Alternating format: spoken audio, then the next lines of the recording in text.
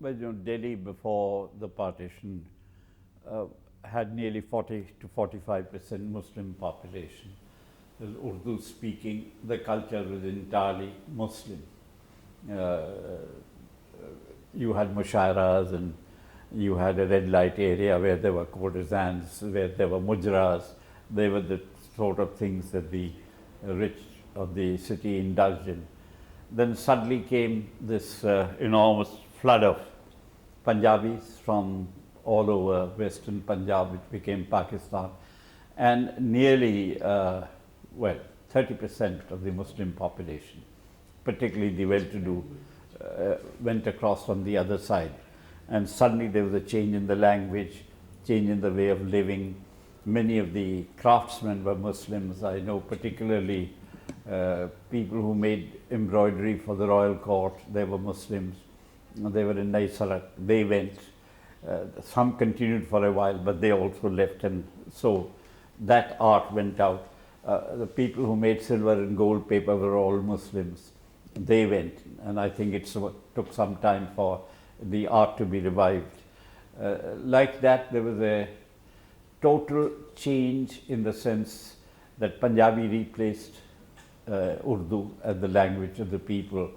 Bad Hindustani they spoke, but basically it was Punjabi. And their emphasis on eating. So many dhabas and eateries came up because that seems to be the Punjabis' favorite pastime. And there was a certain amount of vulgarity which came in with them. They made well, they did well for themselves.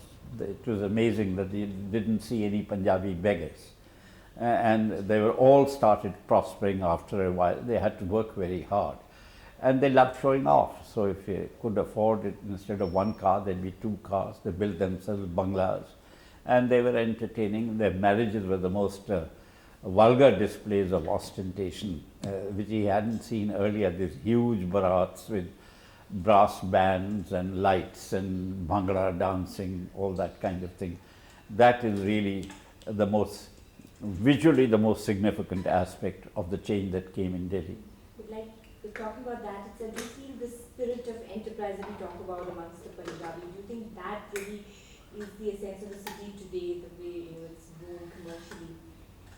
Do you feel that that's very important? Yeah, I think the element of the rat race has come in very much. The competitive spirit, anything you can do, I can do better, which is a part of the Punjabi ethos. They don't know how to relax except when they're eating or drinking. This was not so. The easygoing Muslim Lucknowi culture, a lot of politeness and courtesy, and time at leisure time, that went with the partition. When we talk about Delhi, Delhi is a city scattered with ancient monuments. These monuments were built as symbols of omnipotence, and today, ironically, they do stand for change, really, because you have these various dynasties and scattered remains of those dynasties. Would you comment a little about that? It's very sad to see what has happened to the monuments, because the monuments were the life of Delhi. They were mainly mausoleums of dead kings or commanders. They were palaces and they were forts. They were the three monuments in which particularly the Muslims went in for whatever there was of the Hindu past, the Rajputs, now confined only to the broken wall of Rai Pithora, Prithvi Raj's wall. You see bits of it around the Qutub Minar, and you see the Suraj Kund, which was an ancient Rajput temple. Apart from there, there's nothing left. The Muslims destroyed most of it to build their own. And then as one dynasty fell, the other one came, built another city from the ruins of the old one. So robbing old buildings and making new ones of the same material became the pastime. It's only when the Mughals really established themselves that we had this solid Shahjahanabad with red walls and the palaces inside, the Jama Masjid and Zenat Masjid, many others. The most beautiful buildings really came with the Mughals, with Humayun onwards. I think mainly Shah Jahan. And a few additions there and there, even Bahadur Shah Zafar added something to places in Mehrauli, because he very keen on this festival, the end of the monsoon, and he used to go there. And by then his time, the culture had become very joint Hindu-Muslim. So you saw many mixtures of festivals. And he went, I think, Phool Walon Ki Sair, was the procession led by courtesans of Delhi, right up to Mehrauli and the Dargah there. And the celebrations were of the rains. He had the Jahaz Mahal built in Mehrauli alongside the Shamsi Talab, and there were races, swimming races there, and much festivity at that time. By then, Bahadur Shah become the ruler only of this little part of the city.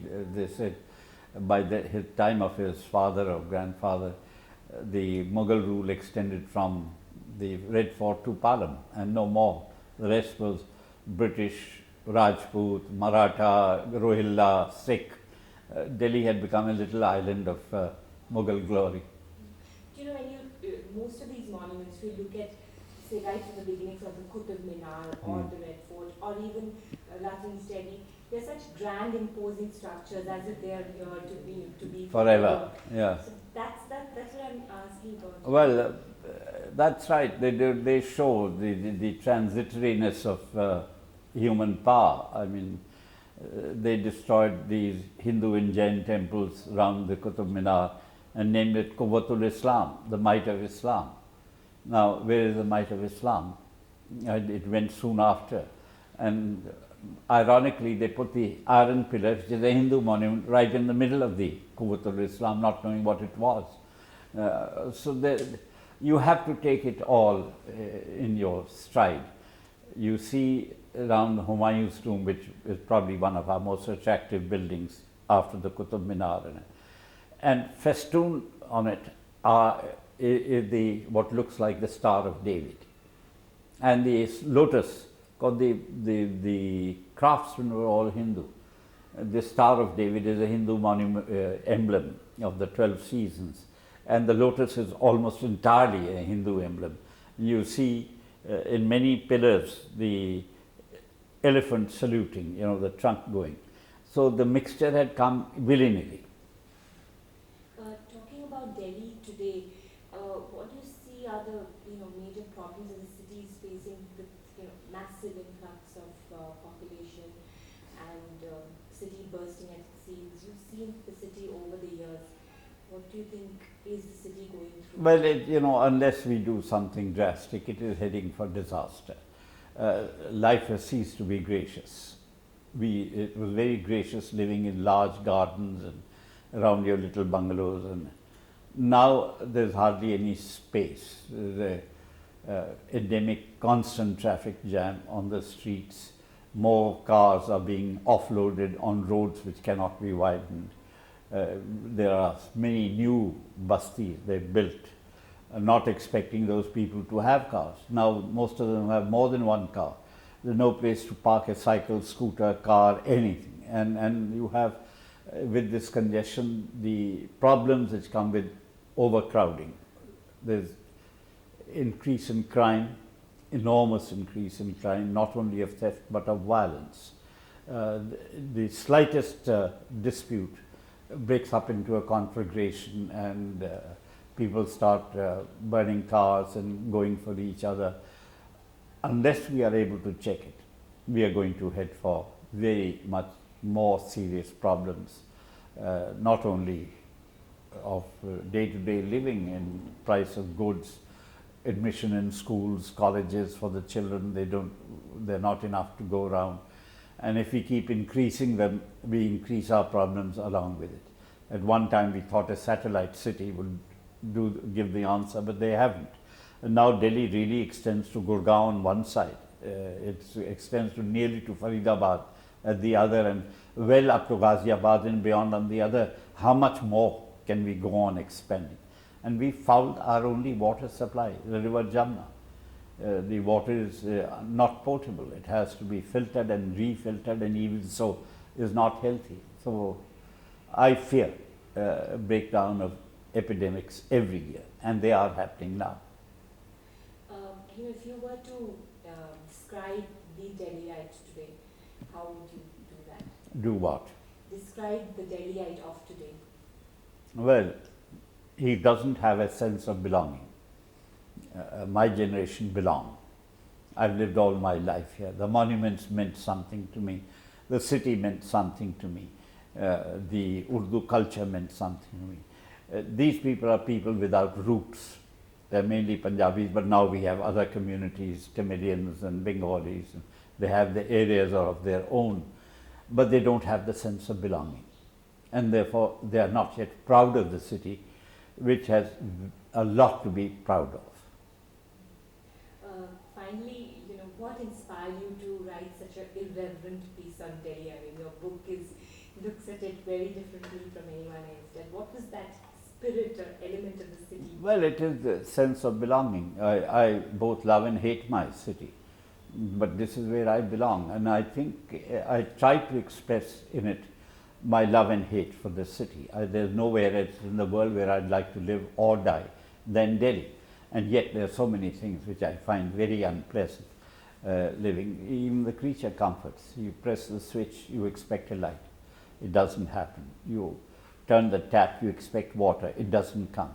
And just everything irritates. You want a telephone, you have to bribe half a dozen people to get a simple thing like a telephone.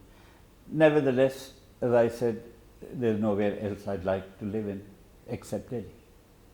The old romanticism which you remember of pre-partition days, Yeah. is that completely gone? Like today's Delhi? Yes, I think it's gone forever. That's gone forever. This is a very spacious city with all these large roads and lawns and which Lutyens built in Delhi, New Delhi. They're all gone, and I think it'll never come back. The one legacy which he and his generation left with us is that this is the greenest city in the world. There are more trees per square kilometer than any other capital in the world. So we still have a very rich bird life. The animal life is gone, the insect life is gone, but the bird life is still there, and the greenery is still there.